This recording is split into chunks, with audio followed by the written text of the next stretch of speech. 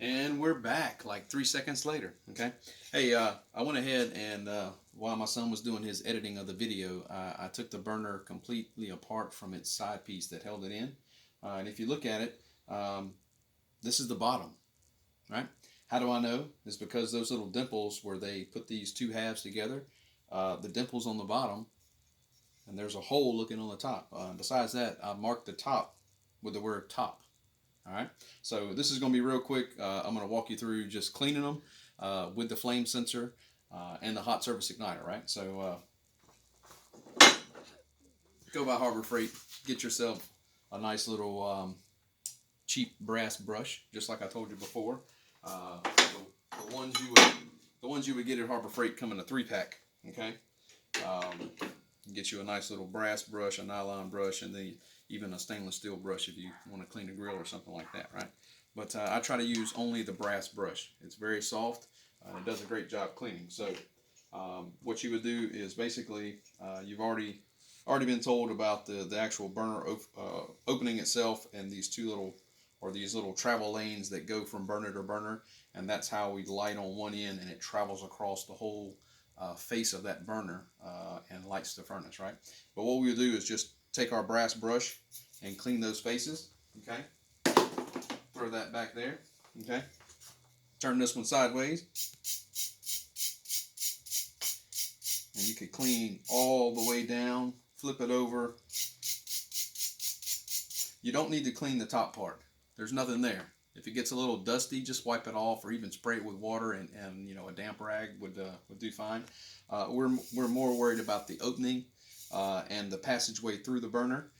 Make sure that they are clean. No rust should be on there. We don't want anything to chance coming off and blocking our flame or our gas going through the burner. So we clean those off. All right. We could turn and visually inspect each one of these burners to make sure there's not a spider web in there, or a dead roach, or a dead rat, or the sky's the limit. No endless or no end to the possibilities of what it could be. So brass brush, this thing, it's awesome, right? Now if you look, this is our flame sensor. Okay, one little rod, one piece. Like I said, it's got the one wire connected at the end to give the control board the DC microamp signal. And if you look right here, this thing is very, very blackened on the end, right? Is it picking it up, my son? Okay, very good, right? Take that brass brush. You got to get rid of that carbon buildup. If you don't, then the furnace, over time, the flame signal is going to weaken and weaken to the point where the circuit board will not recognize that it has a fire on its hands, basically, right? There's a minimum value on most boards.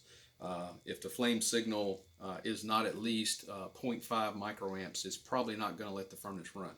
So we can rectify that, and you should, on your annual maintenance for a customer, just take that brass brush again, right, and put right there, right, turn it over,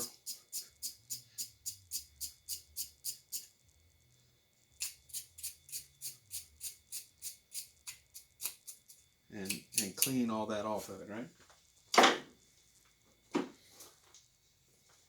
If there is a thick enough bristle on your brush, then you can take it just like we did the last one and just run it through there.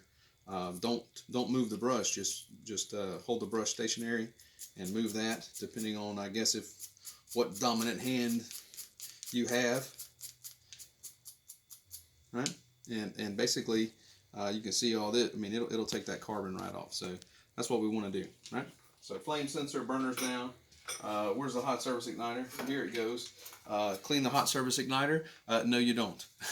Don't do that at all. Throw the brushes. Get rid of them, okay? Hot surface igniter, you don't touch. If it works, it works. What you can do, since you've got it broken apart, is inspect for any damage, any white areas that start to surface. As you know, those are indicators that the igniter itself is going out. But once you do that, like I said, these things, they're all on their own. You don't need to do anything to them. So with that, we'll put this all back together, right? How's the time looking, son? 4 or 5 minutes. Is it? Okay. All right. Well, look, I'm going to cut this off. I'm just going to reassemble these things. and I'll meet you back here in a minute.